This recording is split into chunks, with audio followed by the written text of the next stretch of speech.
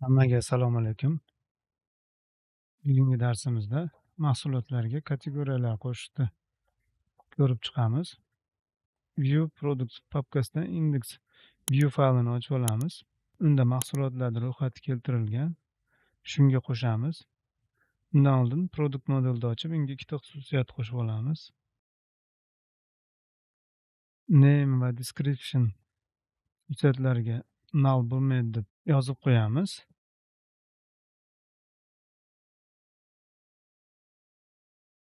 Va is active xususiyatidan keyin category ID va category name xususiyatlarini qo'shib qo'yamiz.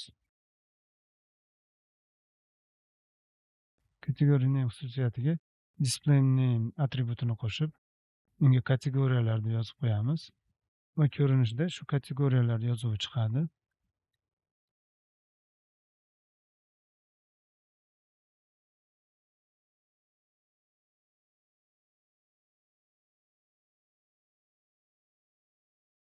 Undan keyin from product metodiga o'zgartirish kiritamiz. Pastiga category ID ga product category ID ni tenglab qo'yamiz va ikkita so'roq belgisi, undan keyin null deb yozib qo'yamiz. Bu degani product category ID null ga teng bo'lsa, category ID 0 bo'ladi. Category name ga produktni category name ni tenglaymiz. Faqat kategoriyadan keyin so'roq belgisini qo'yib qo'yamiz. Bu degani, ya'ni null bo'lsa, null reference exception xatosini chiqarmaydi-da, category name da ham null ga tenglab qo'yaveradi. Bu degani product category null bo'lmasa, name da oladi. Agar null bo'lsa, categoryga shu nullni tenglab qo'yaveradi. Xo'p, keyin to product o'zgartiramiz. Unda impasiga category ID ni category ID ga tenglab qo'yamiz. Modelimizni o'zgartirib oldik. Endi repozitoriyda o'zgartiramiz. Online shop repozitoriy faylini ochib, unga shu mahsulotlar bilan birga kategoriyalarni ham qaytar deb yozib qo'yamiz.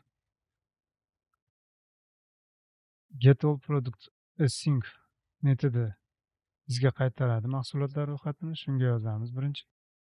Unga productsdan keyin include va lambda orqali kategoriyaga murojaat qilamiz. Shu qatorda ko'chirib olamiz va uni get product by id sync ga ham qo'shib qo'yamiz. Ya'ni faqat bitta mahsulotni qaytarganda ham kategoriya ko'rinadi. Endi shu mahsulotlar ro'yxati chiqadigan faylimizga qaytamiz. Birinchi sarlavha qo'shib olamiz. Name ni ko'chirib turib, unga category name deb o'zgartirib qo'yamiz. Va pastda ham xuddi shunday qilamiz. Name yacheykasini ko'chirib turib, pastga tashlab, uni ham category name ga o'zgartirib qo'yamiz.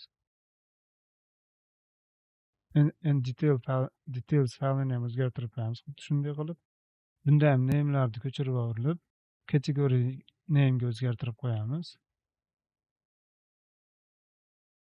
Va ishga tushiramiz.